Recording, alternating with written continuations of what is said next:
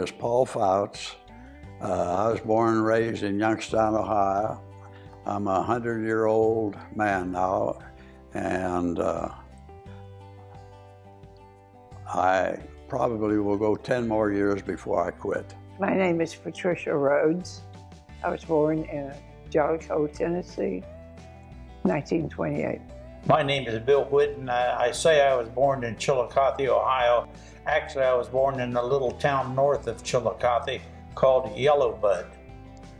And I was one of 9 children. I was number 5, and I spent 22 years in the Air Force, retired in 1972, and flew for a company here in town until about 9 months ago. My stepfather was military. He went right into the Army and was in the Battle of the Bulge and was a prisoner in Germany.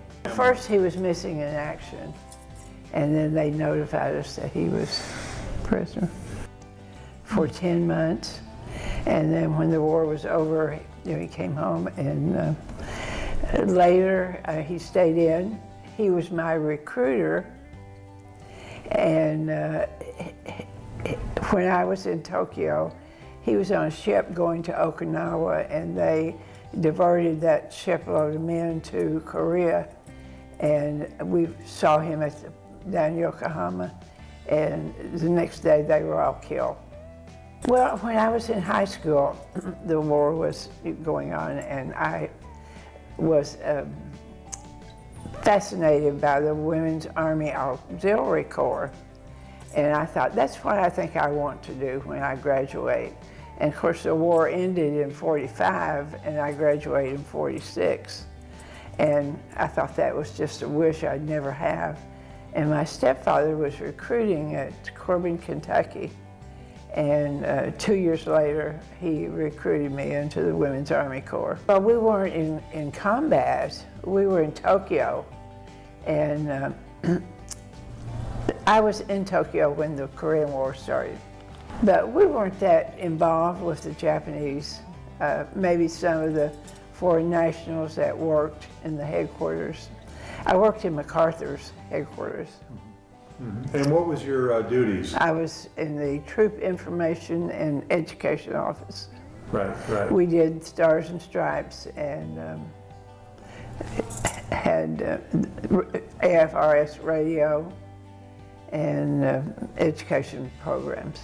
I joined the Air Force in '51, and I think that the Korean War was going on then, but I never was involved with the Korean War. My brother-in-law was drafted into the Army. I had 4 older sisters. Of course, none of those are drafted. And my brother-in-law convinced me in the early '50s that if I didn't want to be drafted into the Army and go to Korea at the time, that I should join the Air Force, which I did. Well, I was starting off with the fact that most people don't realize that we had a regiment of Japanese working in the Army. They had a regiment for us. And when the war started, there was hysteria in California. Everybody was afraid that there was Japanese were going to kill them that lived there. These are Japanese Americans. And so they got them all together, put them in compounds. Well, this was a volunteer group that was formed. They went to France and distinguished themselves. Then they were brought back to Italy, and in our last push-up, we took the coast. We went up the coastline, the Ligurian coast, and they had the high ground, the mountains, and they kept up with us. They were the most decorated outfit in the entire United States Army. They won more decorations for bravery than any other thing, any other outfit. Well, I can remember we were rationed.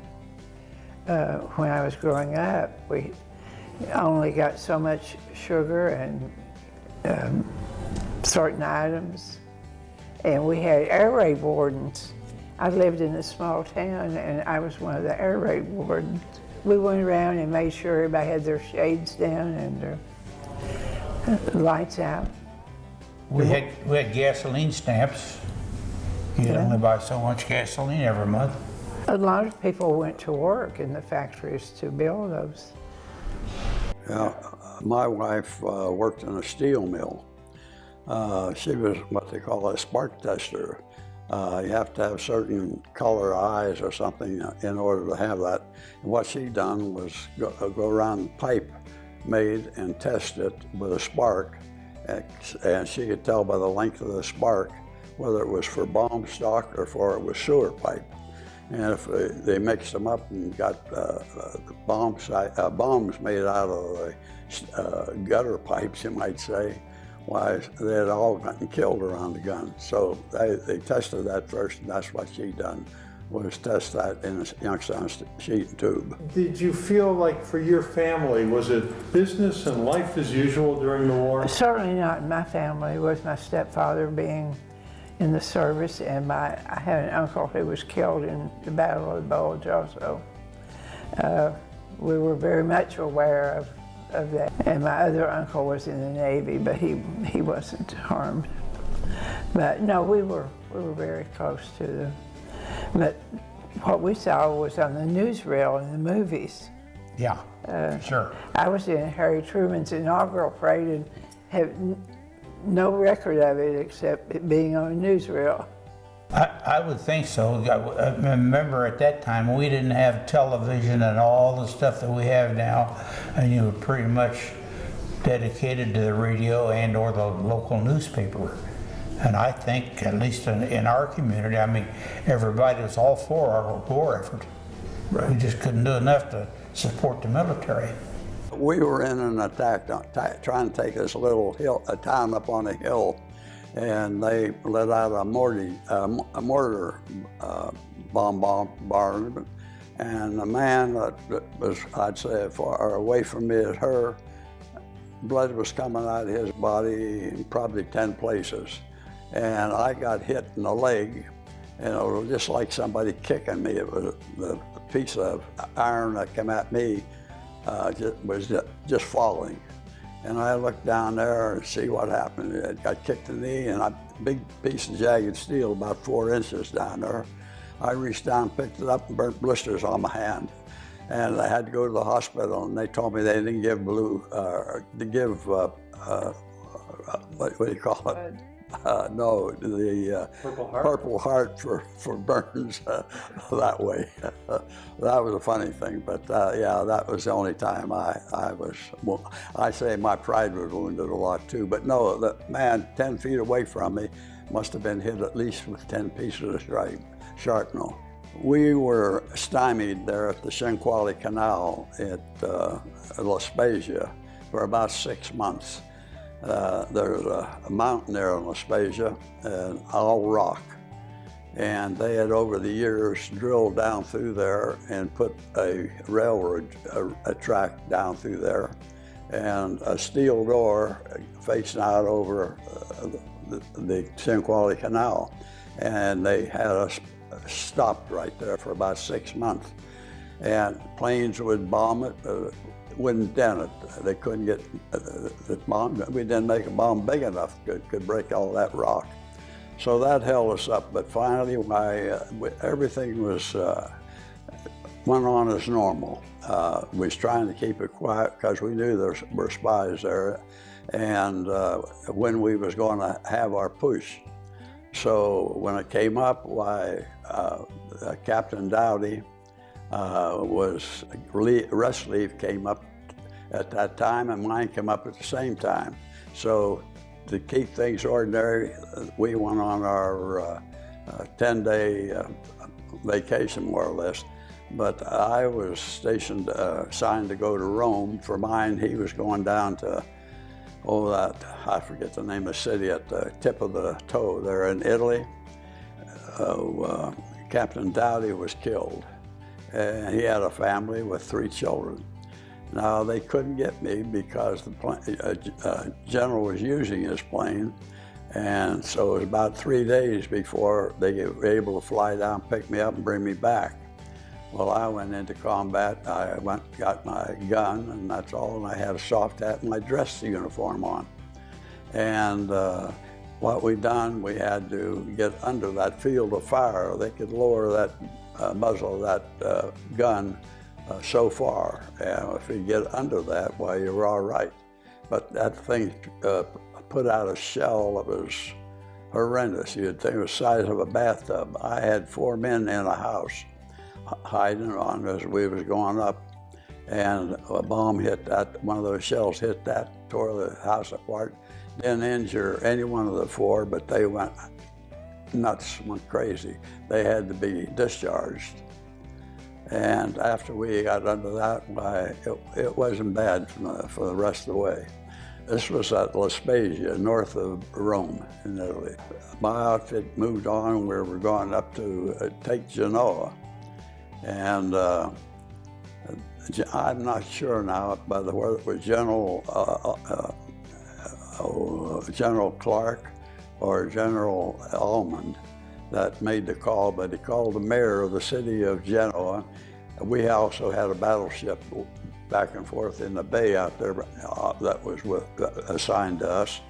And he told the mayor that if they surrendered, why, they wouldn't do anything to the town, but if they didn't surrender, we'd tear the town apart. So the mayor surrendered, and we took Genoa without a fight. Well, once we got to Japan, we were processed by personnel and assigned to duty. And What was a typical day then for you? well, I've worked in this office as a clerk for, as I said, Armed Forces Radio and the newspaper, that we worked on those and prepared them for the troops.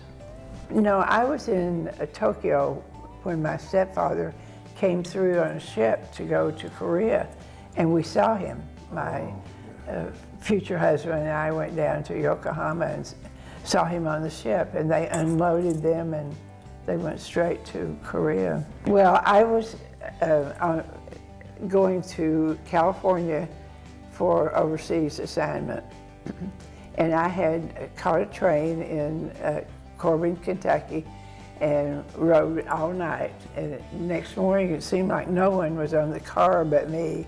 So I was pretty sad, you know, and I thought, what have I done? And I got to Memphis, and of course I was a private then, and here was a sergeant who kind of flirted with me. And then we went to California. He was waiting for overseas assignment too, or transportation. And we courted in California for 2 or 3 months. And then on the ship, we got on the same ship. And then later on, we got married in Tokyo. After I got out of flying school, well, you had to report to your headquarters, your squadron orderly room every day, and maybe 2 or 3 days out of the week, you'd probably fly an hour and a half or 2 hours and come back, and you always had extra duties to do that they would assign you, being whatever, help around the squadron, or assistant maintenance officer, or assistant intelligence officer, or whatever. I spent my first overseas assignment in mid-50s in Germany, and then I came back to the States, and then the Berlin Wall was going up, and I got another assignment either to Germany or to Japan, and I had a choice, and I took Germany again, and so that was my second 3-year tour in Germany. And how did the German people take to the Americans? The older people, they really appreciated what we did, because they realized what was over on the east side of the continent that they could have been under. And we had a good friend, O'Hare Brown, my wife and I, on my second tour. I was a bachelor on my first, but O'Hare Brown, and we'd go to a wine stew about 2 Saturday nights a month. And O'Hare Brown, we met him, I think, the first time, and he had lost a leg due to the bombing in the war, and his wife was killed during the war, and he had no reservations about it. He said, you know, we asked for it, and we're lucky that you guys are here instead of the Russians are here. And I think that would, now whether that's prevalent today or not, I doubt it very much. I mean, the news media makes it out probably more drastic than what it is. But I went to work, I was discharged in Tokyo on Friday, and I went to work as a civilian employee on Monday. Same was place? that right? Same place, same job. Same job, twice the money. Yeah. So were you paid more because you're a civilian? Oh, yes. She was, Yeah, really. civil service. So what took so long to make the switch? Well, no, the Korean War had started and you couldn't get out on marriage. Yeah. And as soon as they lifted that law, I was discharged in Tokyo. We got shipped to the camp right outside of Little Rock, Arkansas. And we were waiting there for our discharge papers to come down. And we were able to go into town every day, anytime we wanted, providing we called in once and at least let them know where we were at and could get in touch with us. And I was sitting on a sofa in a hotel there in Little Rock, and we got to talking, and there was a colonel, and he says, "Paul, how much money did you get out of that safe we blew?" We had taken this little town and a German supply depot and all, and took their safe out in the field and blew it, and the money flying all over the place. We'd run around, filling our pockets with it, and taking it in, dumping it. I said, "I didn't get anything. Why?" I took it. He said, "Well," I said, the officers were allowed to send a $100 money order, no larger than that. An enlisted man we had him coming up and offer $100 if they'd send $100 money on home for them. And I said, "No, I didn't," and I didn't. I didn't take a nickel. I was crazy. Next war, I'll know better. But anyway, when our discharge papers came in, why, I went back home. I was before I left, I was managing a jewelry store in Youngstown, Ohio, and I went back to work in my Army clothes. I got home the next day, and just like nothing had ever happened. Oh, I don't know. I really didn't expect to come home in the first place. When we landed in Italy, I talked to a dockman there, and he said he had been over there 4 years already. He didn't know when he'd go home. I heard that. I didn't expect to go home. And when I left the service, they tried to, or didn't try, they asked me if I'd like to join the reserve. I said, "No, thank you. That's all I want." And they said, "Well, if there's another war, you'll be drafted in as a private." I said, "Well, that's fine with me," because I said there's always someone above you anyway. I'd go as a private. So I didn't, if I had, I'd have been in the Korean and Vietnamese War. And, but I went to work, and that was the end of it. I just never thought much about it anymore. There'll never be another World War II. They're all going to be individual wars, and one day somebody's going to let loose with a bomb. We've never made a weapon yet that hasn't been used. And that's what I think will happen. Someone will start it, and no telling where it'll end. Well, North Korea is so crazy that you never know whether they're going to be able to hit us with a nuclear weapon or not. But I have also been involved in the Vietnam War and the Middle East. My grandson was in the Marines in Afghanistan for 6 years. He doesn't talk about it very much, but he has PTSD and has back trouble from carrying, the load that they were required to do in combat. I agree with what Paul said previously, that we're not going to have any small wars anymore, even though we're in some right now. But I see such a waste in our military spending. For example, now over in Eastern Europe, the Army's moving tanks and howitzers and all that kind of ground equipment in case the Russians start something. Not going to happen. If it does, there's going to be an atomic bomb, a nuclear weapon of some sort. I saw something 2 or 3 months ago, and a complete waste as far as I'm concerned. The Air Force was real proud.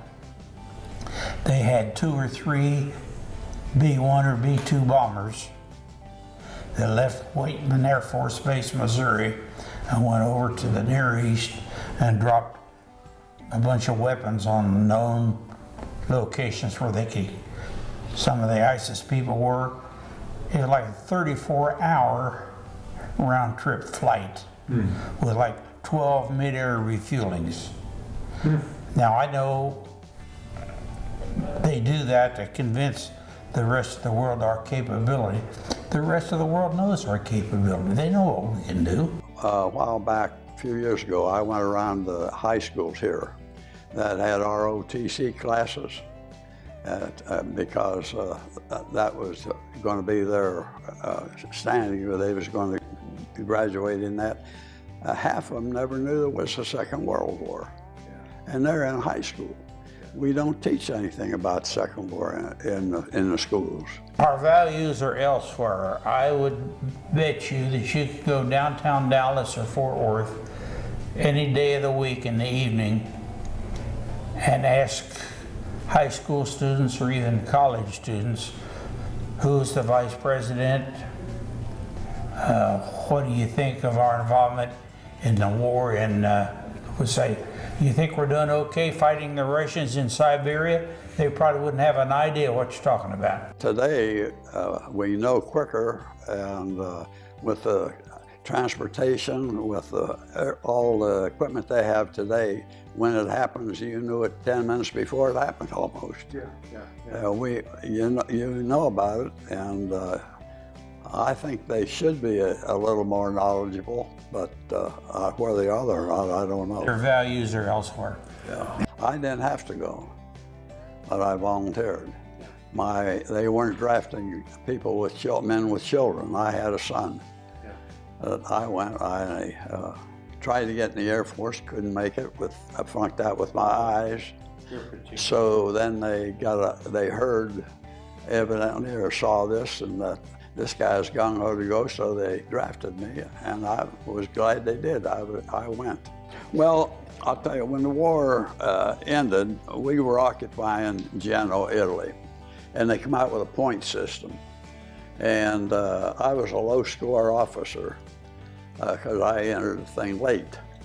And so Matusa sent a thing in trying to get, we were headed to the States for further training to go to the South Pacific. So Matusa tried to bring 36 low-score officers home with the division that weren't qualified to go home. Matusa approved 7 out of those. And fortunately, I was one of the 7 they approved to go home as a low-score officer. So when Truman dropped those bombs, I was really happy because I was headed for further training. But I had myself a job lined up in Rome, living in a plush hotel.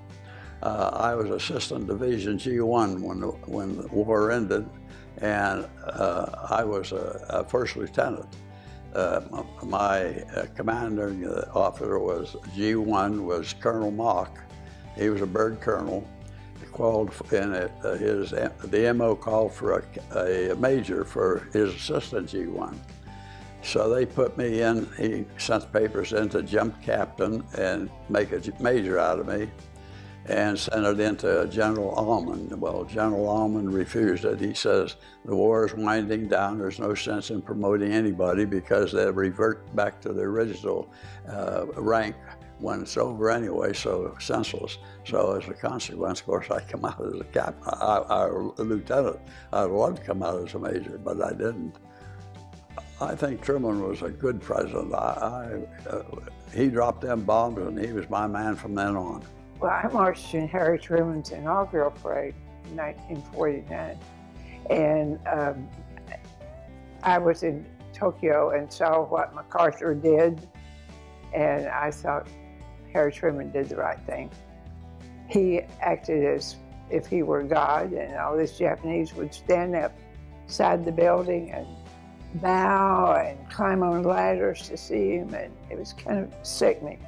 Truman gets a lot of criticism now for dropping the atomic bomb, but what people don't realize, had we not dropped the atomic bomb with our fire bombings from the B-29s and the Japanese down to the 8 or 10-year-old children were trained, if we were to invade Japan proper, they were going to fight to the end.